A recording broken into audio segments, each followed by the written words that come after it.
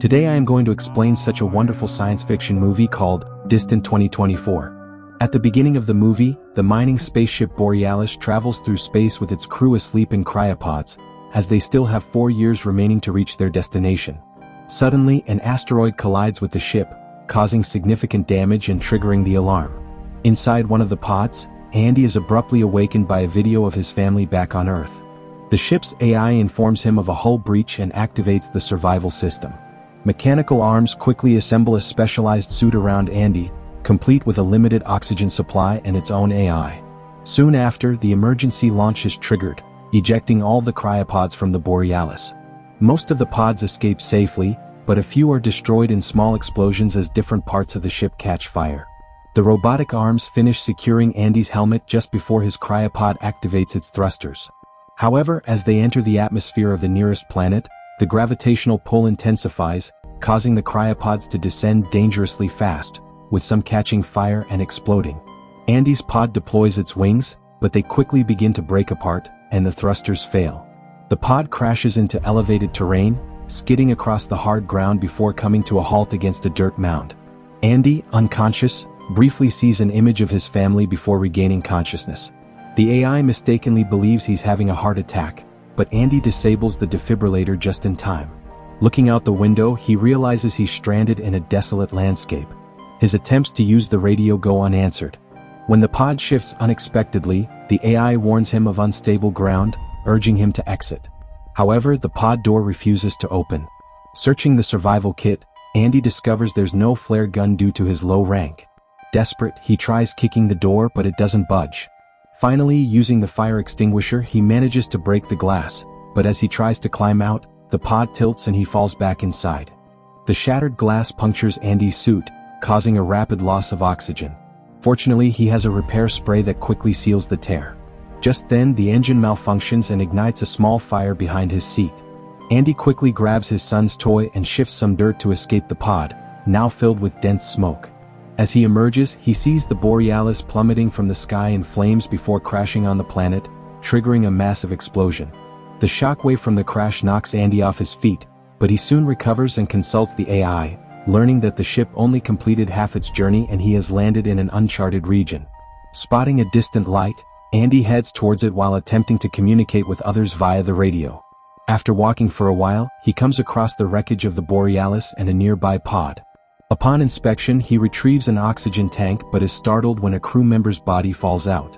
Examining the tank, Andy realizes it's damaged and leaves without noticing the blood and claw marks on the pod's surface.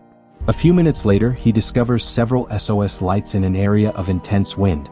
These were set up by Dwayne, who has salvaged some equipment and is already contemplating using bodies for food. Dwayne had reviewed the NAV log before the crash and discovered the company diverted through an asteroid belt to save fuel, leading them to an unknown region.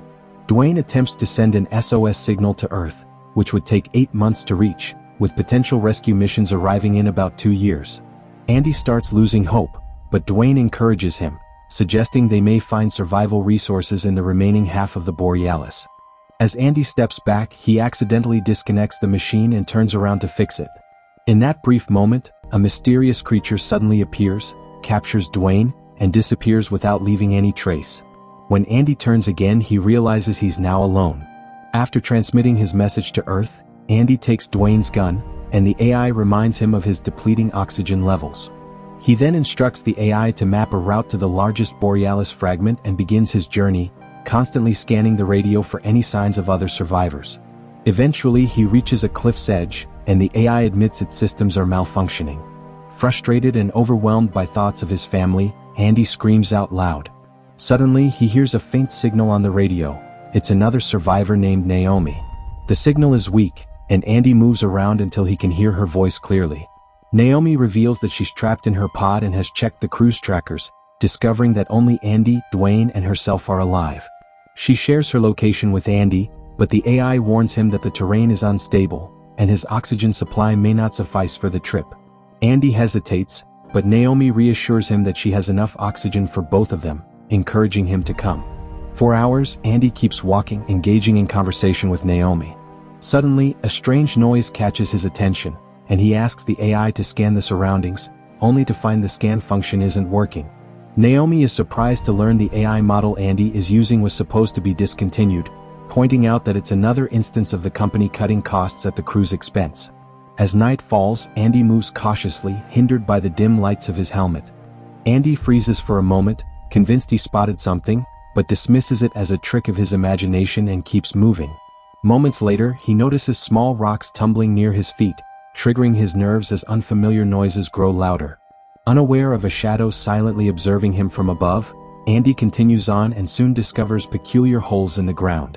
Following them, he comes across a larger hole covered in cobwebs, suddenly realizing the smaller holes are actually paw prints. Panic grips him and he quickens his pace, becoming increasingly alarmed by the growing presence of cobwebs around him.